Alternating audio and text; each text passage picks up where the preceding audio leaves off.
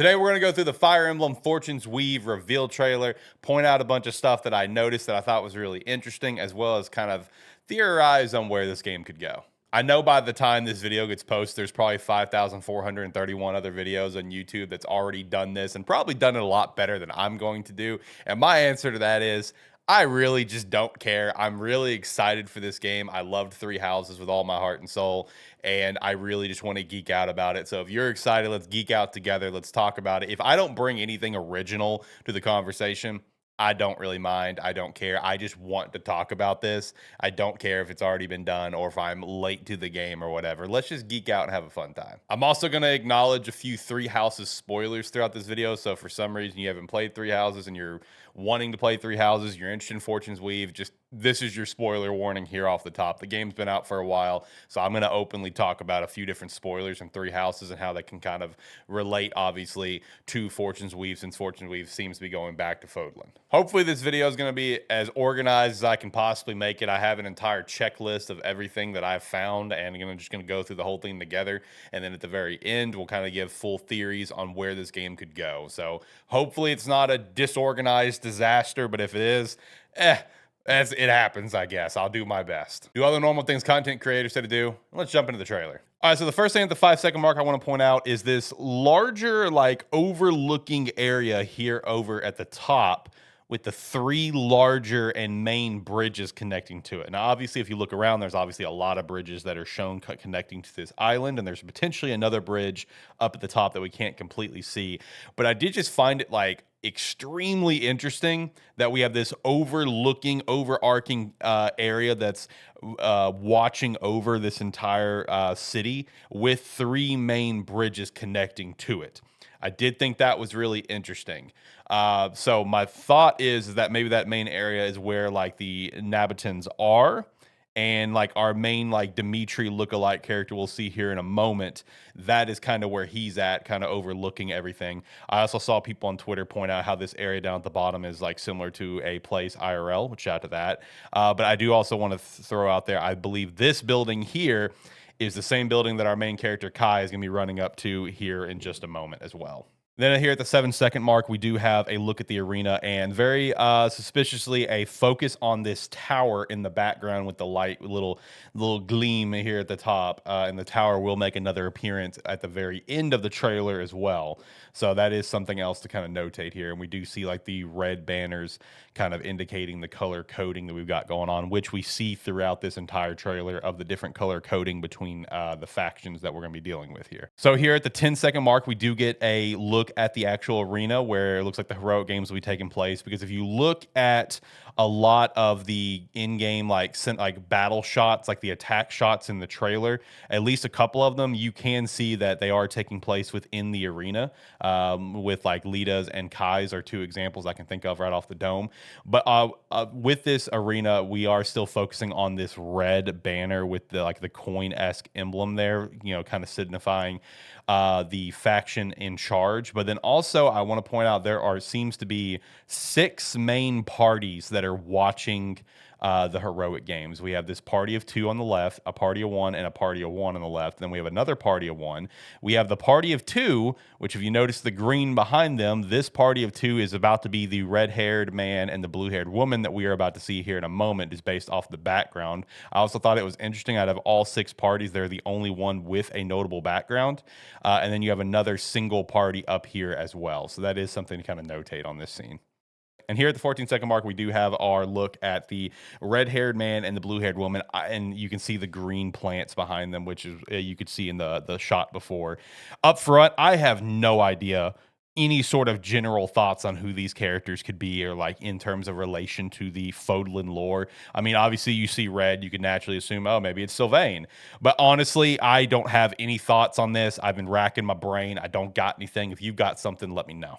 And then here at the 20-second mark, we do have this Dimitri lookalike-esque character, except obviously some different features like the pointed ears and the hair color, which his hair color is like a very lightish green, almost kind of a greenish yellow, which if it is that greenish with the pointed ears, can very clearly point to being a Nebitan, which of course is like the civilization established by the progenitor god. And for me personally, when I hear this dude talk, I hear Chris Hackney. I hear Dimitri's voice actor. I've seen some people say that they think it's Matthew Mercer, which that's totally fair. But me, I am in the boat because of how the character looks.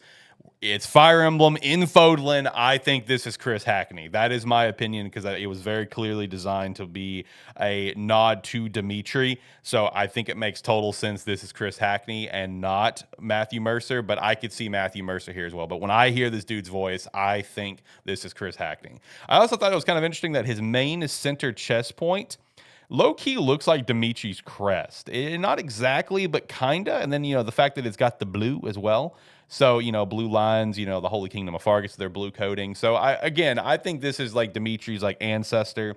Um, you know, and this is clearly Chris Hackney's voice. At least that's how I perceive it personally. And then from the 25-second mark to the 32-second mark, we are getting a look at our 4 main center characters of the story with Kai, Theodora, Dietrich, and Lita.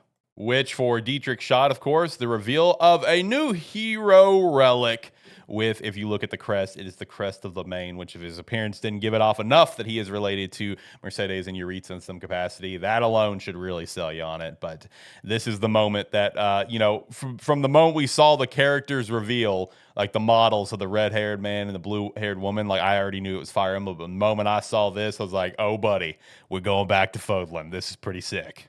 And here at the 45-second mark, we do have our protagonist Kai again with a glasses wearing girl who we can assume is going to be like his bestie, his retainer, whatever you want to say for the game, especially when you look at a few gameplay shots and she's pretty consistent with where he is at as well, at least from what I could tell. And then here at the 47-second mark, we do have our main character Kai relaying his motivation for the heroic games, which is I only want to fight to save my father's life. Well, number one, you're a Fire Emblem protagonist, so good luck on that one, buddy. But that does open up that door of, I think that single motivation is simplistic enough where it opens up multiple other doors, which once we go through the other 3 characters and their motivations and kind of where this game could potentially go, you'll understand where I'm coming from on that. We'll theorize on that here in a bit. And then here at the 48-second mark, I want to point out this is like potentially the structure that I pointed out at the beginning. I'm not entirely sure, like, because like the one in the beginning, like feels like it had like a roof to it. This has no roof, obviously, but like it was kind of a far off shot, so not sure. But also look at the background. This is right close to like that overarching area that seems to be overlooking everything, like it's just kind of away from everyone else, like we're like the royalty or like the Nebetins or whatever. But the statue is something I want to point out too, because it does look like that is another new hero relic that I assume the Dimitri looking character is holding. Obviously, no confirmation on that, but that to me, like at certain shots, if you go slow enough, it does look like there is a crest in the middle of the top of the spear. So that's something to notate there. All right, first gameplay shot. Here we go. We're at the 51-second mark. There's a lot to shout out here. Okay, so we do have Kai featuring a new class with the flying ominous rider. You can also see his icon behind him, which is that blue banner with that symbol that looks pretty much a fancy identical version to that little circle symbol right beside his level, which we know is the curse symbol. I will point out how we know that here in a moment as well. Bronze weapons are returning, shout to that, but now let's go through some characters. So we have Kai. We have a character here on the bottom who I think looks like Ignatz. At least that's my opinion. A character that looks like Lycitia, a character that looks like Lionheart. The only one I could think of that he kind of looks like Dedue, and that's how I'm going to refer to him. We have the glasses girl, we have a Hubert-looking character, and a Annette-looking character, and Dietrich. Now, something important to note here as well is in this gameplay shot, Dietrich, Hubert, Lycitia, and Lionheart, they are all green. They are NPC allies. They are not the ones that you are playing as. So in this shot, the only characters of your team you are playing as is Kai, the Ignatz character, Dedue, the glasses girl, and the Annette character. And also make that a note for the Dedue-looking character, because that guy appears more than once. So that is something to shout out there. And also here at the 52-second mark, if you look over here at this pedestal, you can see the crest of Faldaris over there as well. And then when you go look here at the bronze spear, you can see the curse statistic down at the bottom, which the symbol obviously lines up with this half red, half purple symbol up by the level for Kai. When initiating the fight, we do have another new class, the Charioteer, with the Thundercloud Knight with this green and yellow icon for that faction. I don't think Thundercloud is going to be some sort of, I guess, major key faction. There's going to be a major key set of antagonists. At least that's just the kind of the way that I perceive it. It's not going to be, anything like overly groundbreaking compared to all the others we'll see in here. And we also see that Kai has the crest of Abin, which is the same crest that Yuri has, one of the 4 apostle crest. Also an important note for where this game could potentially go.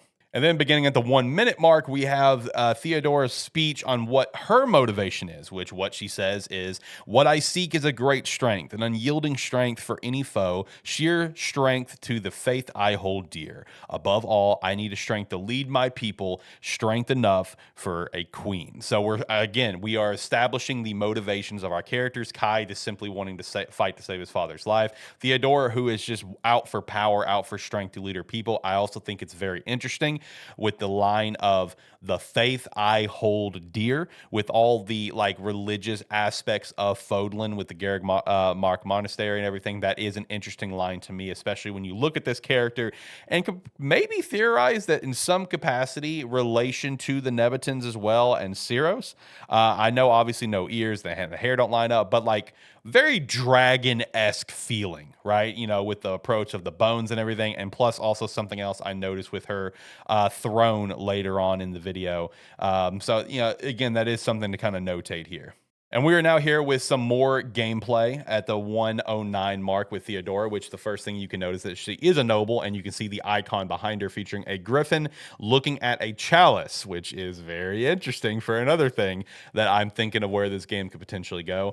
She does have what seems like a unique spear, as well as some more characters on the playing field with Angry Eye Patch Man. We have this shield dude at the bottom, and also something to point out that I failed to point out with the Kai part is that we do have the return of combat arts, as well as the introduction to blaze arts, which we will also get to see how that works for 2 characters here soon.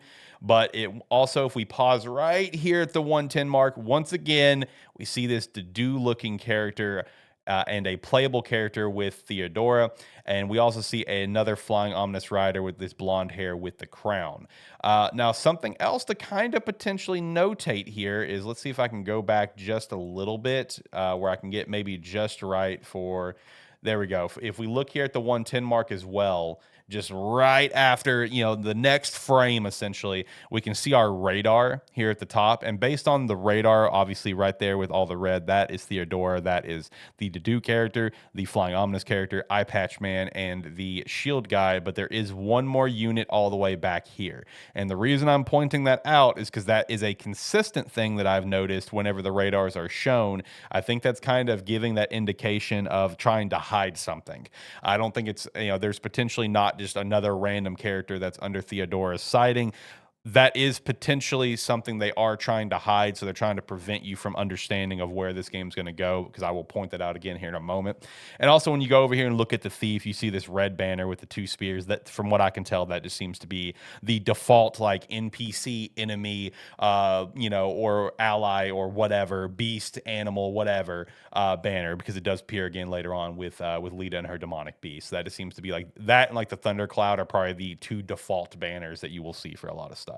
Okay, so here at the 113 mark, we do have another look at Theodora's like emblem, her banner, crest, whatever you want to call it, down there at the bottom left, where it's like that golden shield, and it looks very royal, very majestic with the shape and the pattern, the top part of the shield. It gives that noble standing that she is, that royalty feeling. And then with the actual symbols themselves, we have the griffin and what seems like could be looking potentially at a chalice. And again, I think that's interesting because the only chalice related something that I can really think of in the Fodlan lore is the Chalice of Beginnings, which was used by the 4 apostles to perform the rite of rising to resurrect the progenitor god. The Chalice of Beginnings appearing in the Cindered Shadows side story DLC.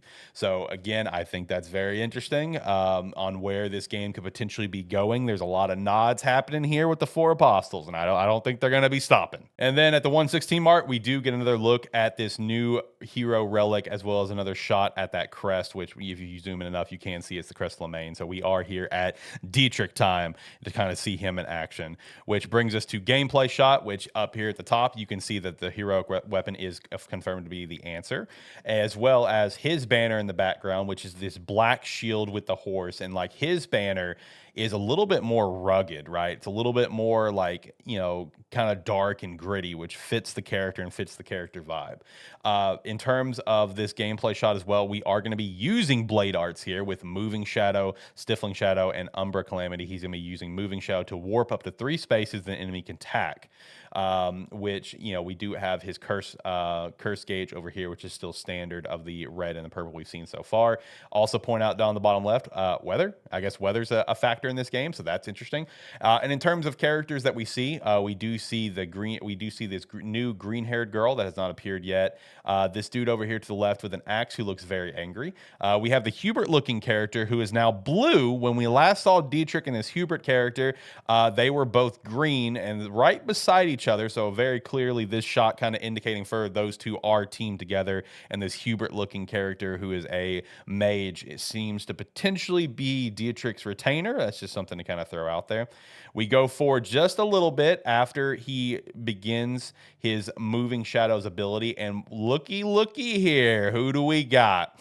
We once again have this Dedue looking character here at the top at the 121 mark. And another thing to point out with the radar, look at this, another character way off to the side all by themselves. They have not moved. I mean, you look at how everyone else has moved up into the battle. You can see based on like whoever was playing this, they were attacking the enemies, but one character has not moved. So that does kind of, seeing that consistently for 2 different shots with Theodore's and Dietrich's, it does really give me that vibe that could potentially be Kai, and they're trying to hide the fact that Kai is also aligned with Dietrich, or at that time he was aligned with Theodora. At least that's the way I perceive it, because like that's just what makes sense in my brain when I see that single little dot off by himself and not 1 but 2 shots. And then from the 121 to 127 mark, we do have Dietrich's motivation, which is, it is imperative that I face it again. I must cool it with this blade. So his motivation feels a lot more of just bloodlust. He's battle hungry. Whatever, quote, it is, that is his motivation. His is not as clear cut. I mean, it is obviously clear cut, but it's not like Theodora's is clear cut as strength. Lita's is extremely clear cut, and Kai's is extremely clear cut. Dietrich's is the one that opens up for the most unpredictability, because it's just simply like, you can say the word revenge. I think the word revenge fits obviously a lot better with Lita, but I think bloodlust is the right way to kind of describe what he wants. He's after the fight. He's after that battle. He wants the thrill of the fight. At least that's the way I perceive it when I hear that line. And then here at the 128 mark, we can also see Dietrich with Murderous Intent, which the only character in 3 Houses that had that was Yuritsa, the Black Knight. So further, if the look, the appearance, the crest of Lemaine wasn't enough, that further solidifies that in some capacity he's related to those two. You also get another nice look at his banner down here, which is that very rugged, dark, and gritty, almost kind of evil, sinister look to his faction. So shout out to that. And then at the 132 mark, we do begin with Lita's motivation, which from this shot you can clearly see what looks like a younger version of Lita, and fire and destruction all around her, and her reaching out for somebody. And based on the line that is said, you can safely assume that somebody, especially with like the age that is being shown here, is maybe like a parent or an older sibling or a younger sibling or something of the sort. With from 132 to 138, Lita says, "There's a man I hate so much, simply killing him will not satisfy me." Opening up where her motivation for this heroic games is simply revenge. She's trying to get to somebody. She's trying to get revenge for whatever happens, I assume, in this scene right here. I've looked at this scene here at 135 of her walking in like almost like, I guess, like a bar, and I've noticed like this symbol of all these banners hanging up, and I've been trying to diagnose this the best I can, but there's just not a lot here that I can point out that's like, oh, this kind of relates to this. I don't know what this is. If you have any thoughts, let me know. All right, then we are here at some more gameplay for Lita this time, which you can see her banner back there is like this magenta looking banner shield with the rose, and it kind of flirts with the realm of royalty, but more so, obviously than what Dietrich's was, which was very, very dark and gritty. This one just it doesn't give the same vibe as like Theodora's, which was very clearly royalty, but this one kind of gives the same feeling to an extent. You can also look at her curse gauge is actually fully orange, which she is going to use a blaze art, kind of giving that indication on where she stands with how her abilities are used. Now, something else to point out with the characters here is that up here at the top, we do see the glasses girl as well as a flying ominous rider, which looking at that character, that looks like Kai to me. And it's very interesting that Kai is listed as a green NPC ally, obviously with the glasses girl. So again, that glasses girl seems to be like his retainer, his right hand person, just like kind of like the Hubert character was for Dietrich's. But I do find that interesting that does look like Kai up there, and Kai is listed as an NPC ally, so someone we are not playing as at this scene. And then right beside them in blue is a character that looks very similar to Constance, especially when you get a little bit better of a shot of what her face looks like here. If you at the next shot, let me slow this down. And you can also see the face up behind the Blaze Arts menu of where, again, it's a blonde-haired woman that looks like Constance to me. Also, here at the 138 mark, you can see all of her blaze arts for all these different songs she'll be playing for the Song of Beast, Song of Madness, Song of Passion, Ice Water, and Abjuring, which the Song of Beast is what we're going to be playing. And you can see right here the beginning of a face popping up for this dude at the bottom with the axe. You can also kind of see where the face was starting to pop up for who I assume is Kai, but it's like perfectly placed where you can't actually see who it was. And then if you look here for Lita's shot, you can see a better look at her shield and banner. And also something else to notate is the background. Like I mentioned earlier, it's very similar to how Kai's was in his shot, where this, like at least Kai and Lita's fight is taking place within the arena of where the Heroic Games is assuming to be. And considering they're the only two gameplay shots that actually show the other teams, we'll say, other factions where, with the green NPC allies, that also makes sense that they're two gameplay shots of the ones that are currently in the Heroic Games. And then here we have Lita's Demonic Beast, which again shows that that dark red banner with the two spears, kind of indicating that it's just going to simply be like NPCs and beasts and stuff like that. Nothing crazy. Here at the 145 mark, we get another shot at the glass-haired girl, as well as a power that Kai is using coming out of his hand. It kind of looks like it could be a crest, like maybe the crest of Saros or something. I don't know what that is, but either way, get a little shot there of something that he's doing. Here at the 148 mark, we have this character, which is potentially just a random nobody, but I don't know. I just think the design is a little too crazy, a little too intense, especially with this clear up-close face shot of a character. It just feels like he's an important character to the lore, not necessarily the game, but the lore. Like maybe like he dies after this or something. I don't know. He feels important to me. Just like this guy feels very important to me, which, I mean, I don't know. I keep coming back to this. Kind of looks like almost what could be a younger Nemesis to me. But like I have some other thoughts on where Nemesis could be in this story of why I don't know if this is him or not, but that's just kind of the vibe that he gives off. And then we have another character introduced here with this green hair and Dietrich, stancing up on him with the sword. Shout out.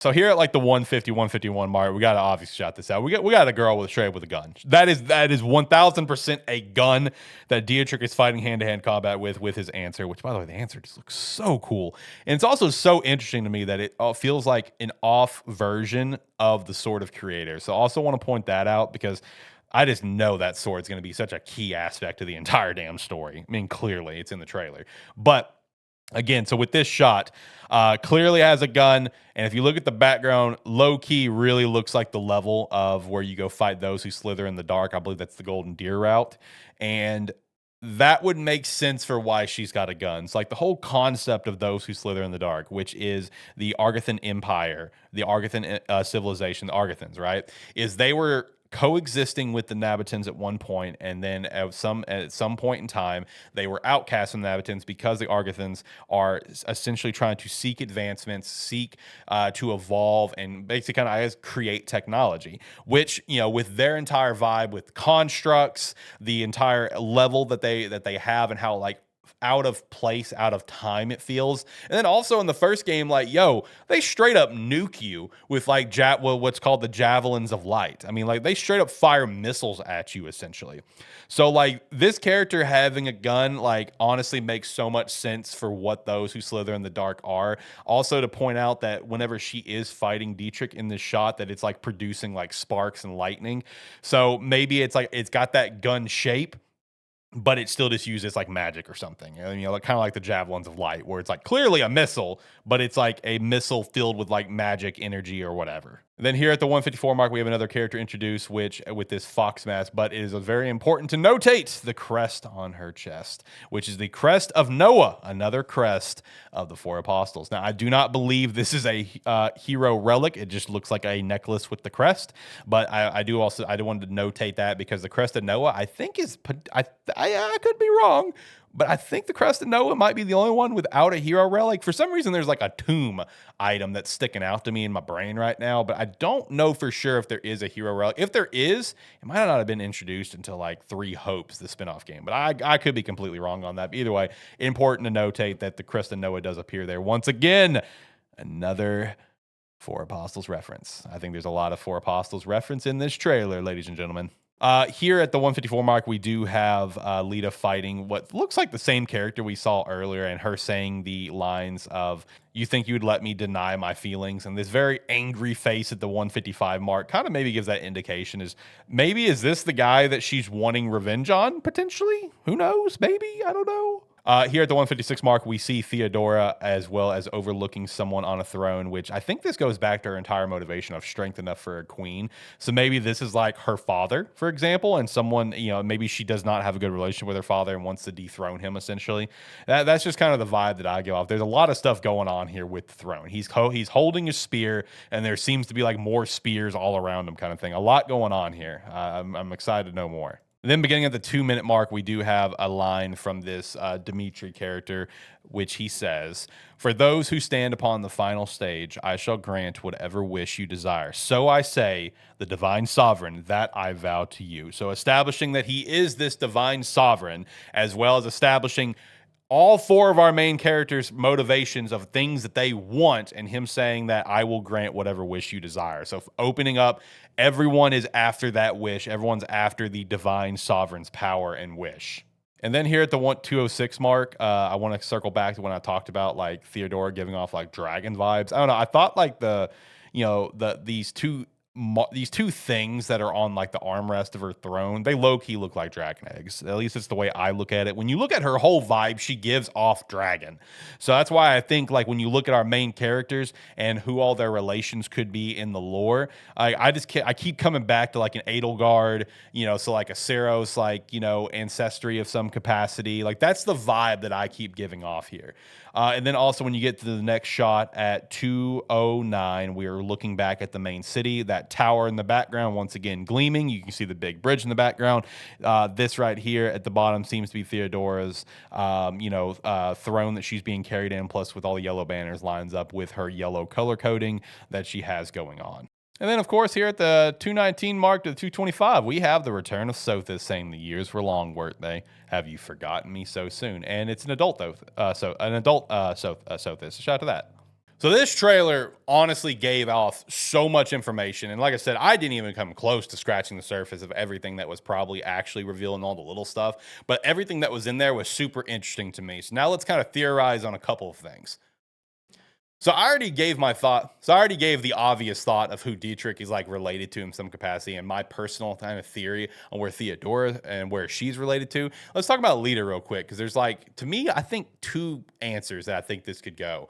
So one is, and I think this is with the whole vibe of the entire trailer and just the little things that I've noticed, this is the one that I keep coming back to, but there is another one that kind of stands out to me. And I think that in some capacity, Lita is like an ancestor to like Happy in some capacity, you know, from the fact that like the Constance looking character was clearly in her faction, as well as just from a general appearance, as well as the ability to summon beasts and using the curse gauge to do it, right? So we're using curses to do that. I know in terms of Happy's curse, it's if she sighs, demons appear. It's completely different. But what if it all started here with Lita, right? That's kind of the vibe that I gave. And when you look at like the background of all of our Ashen Wolves characters, they're all like really traumatic. I mean, House Nouvelle fell apart, so maybe we'll see House Nouvelle in this story, as well as everything that happened with Happy in her hometown or whatever, blah, blah, blah, right?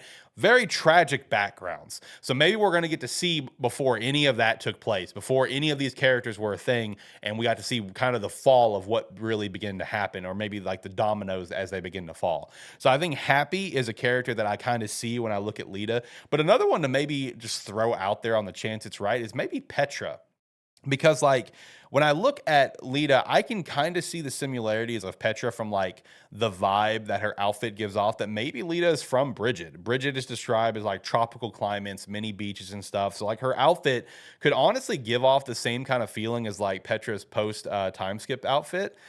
And also with the whole concept of like the Bridget and Dagda war, depending on when this game takes place, maybe that's the destruction that we saw when we saw young Lita, is like maybe that is the Bridget and Dagda war, and the person she hates is from Dagda.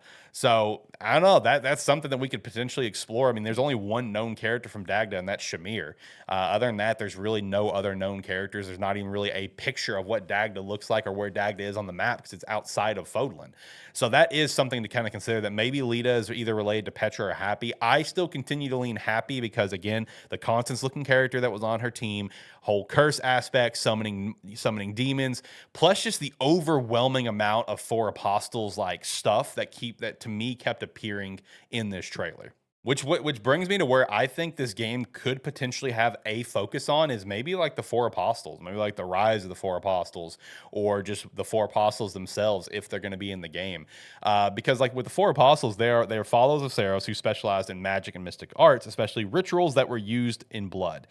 They were entrusted by her with the task of performing the rite to resurrect the goddess following the completion of the Garrigmog Monastery in the year 185, using the blood and a powerful item known as the Chalice of Beginnings, but it failed, burdening themselves with the failure of the rite of passage. The Four Apostles disbanded and scattered across southern Fodlan in self-exile.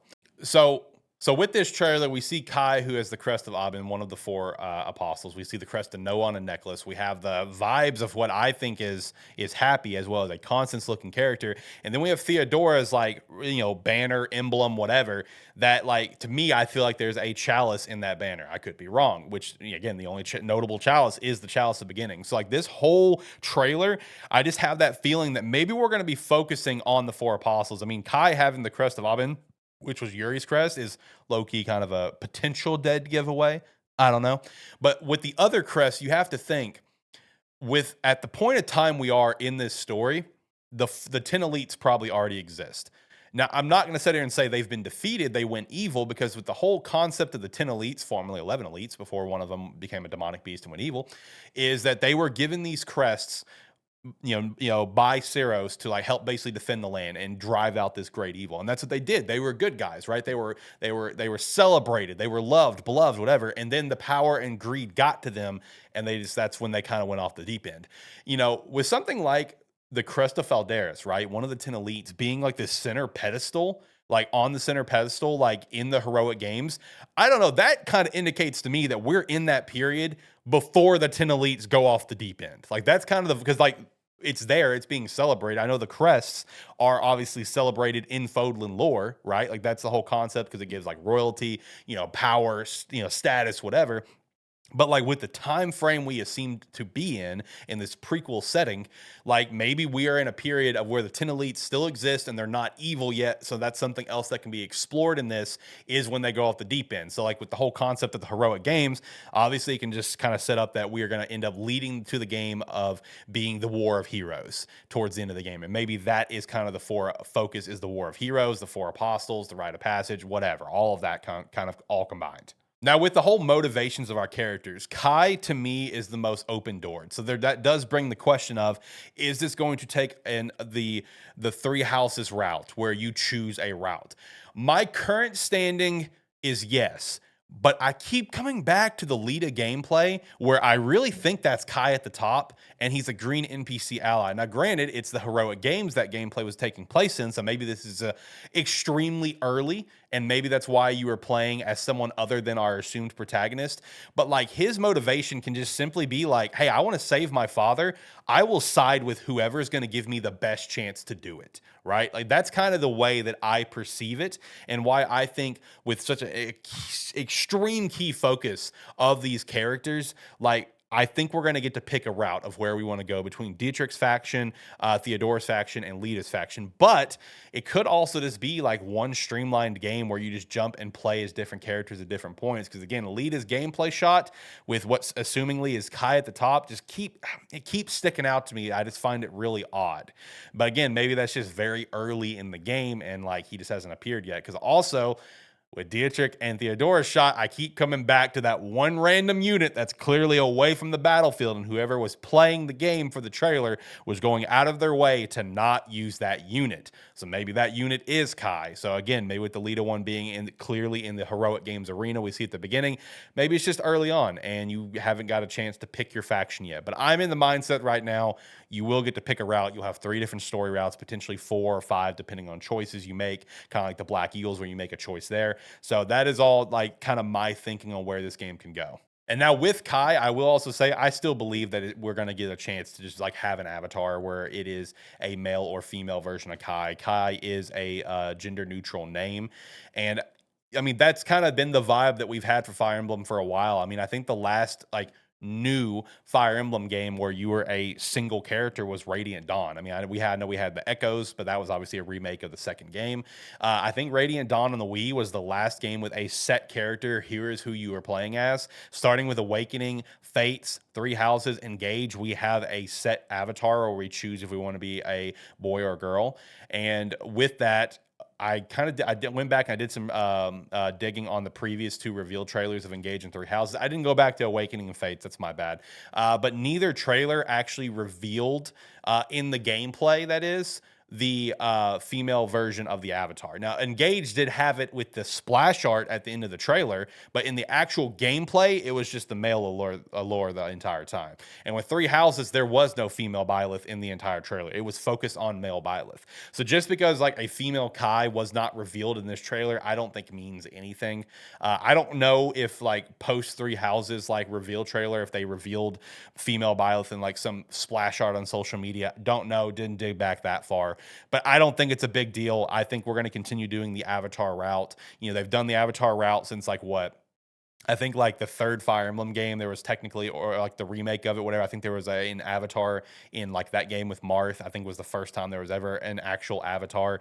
But like in terms of like the avatars that we're used to, I think Awakening was the start of it. I think we're going to continue it. I think you'll get to choose between a male or female Kai. So for anyone worried about that, don't worry about that. It wasn't the fact that it wasn't revealed. I'm not worried about it. I think we'll get the choice, which is great.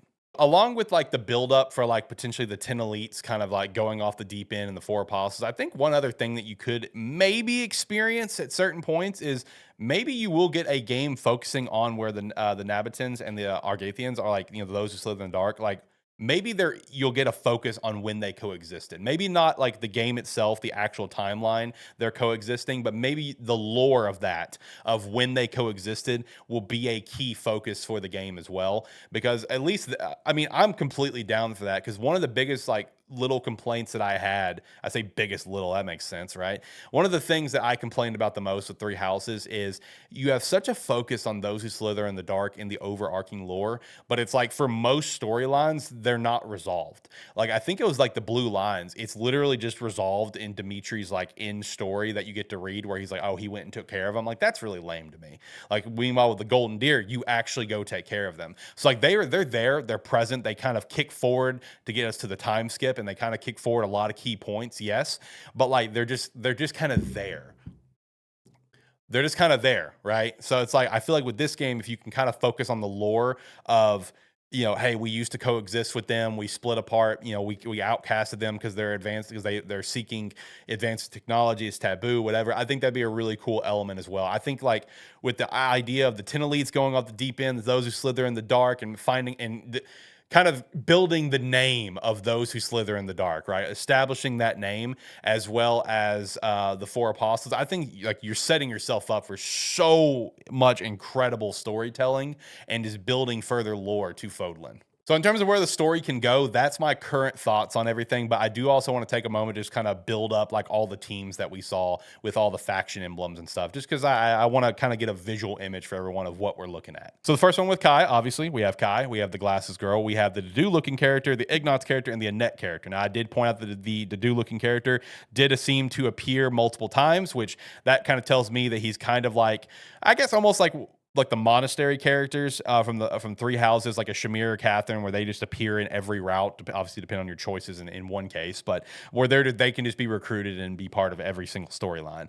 Then we have Theodora, which features her, the eye patch guy, again, the Dedue looking character, the bird rider dude with the crown, and the shield guy. And then we have Dietrich with the green-haired girl, Hubert, the angry beard man, and again, the Dedue looking character. And lastly, Lita, the only ones we saw was her, the Constance looking character, and the angry Axeman, and the Lysitia and Linhart character. Those are TBD.